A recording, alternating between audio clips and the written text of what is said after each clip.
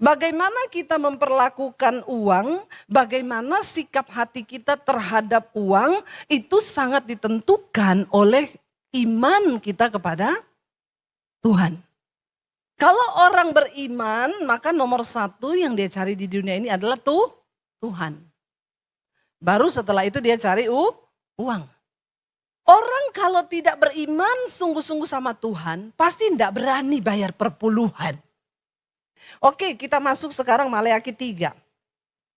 Saudara, saya penasaran dengan ayat ini. Kenapa? Karena ayat ini banyak menjadi kontroversi di antara orang Kristen, hamba Tuhan. Dari pihak hamba Tuhan ada yang pakai ayat ini untuk kepentingan menekan jemaat, ya bayar perpuluhan, nggak bayar kau nanti kena stroke di rumah sakit. Wah, ini juga sudah ya setan berbulu apa ini ya, naga. Itu juga salah. Tapi di satu sisi pun jemaat menolak dan berkata itu ayat kan di perjanjian lama. Mana bisa diperlakukan di zaman sekarang. Itu jemaat pelit yang tidak beriman. Jadi saya bicara dari dua sisi nih ya. Dua mata uang. Ada pendeta yang pakai ayat ini untuk keuntungan pribadi. Tapi ada juga jemaat untuk melindungi diri dari kepelitannya dan tidak berimannya sama Tuhan. Tapi orang Kristen pelit ngomong itu kan perjanjian lama. Teruskanlah kau kepelitanmu itu.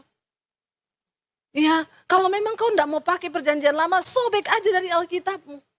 Jangan berkedok karena menyembunyikan pelitnya, itu cuma latihan saudara. Bagaimana kita ini tidak terikat dengan uang, bisa nggak 1/10 tuh keluarin. Karena yang kita punya ini semua 100% adalah dari Tuhan. Supaya hidupmu diberkati, Tuhan bilang uji aku.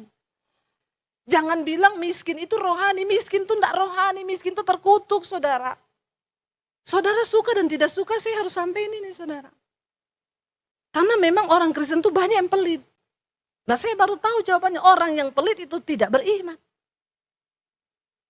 Makanya Alkitab bilang yang tidak masuk surga nanti orang cabul, orang sundal, penyembah berhala dan orang kikir. Ternyata enggak masuk surga, ada ayatnya. Barang siapa setia dalam perkara kecil akan diberi kepercayaan perkara yang besar. Perpuluhan itu perkara kecil bagi kita mungkin, tapi itu besar loh di mata Tuhan. Karena itu adalah ukuran kemurnian iman kita. Bagaimana caramu memperlakukan uang saudara, itulah imanmu kepada Tuhan. Dengan kata lain, secara garis besar orang yang gak bayar perpuluhan itu orang yang tidak beriman.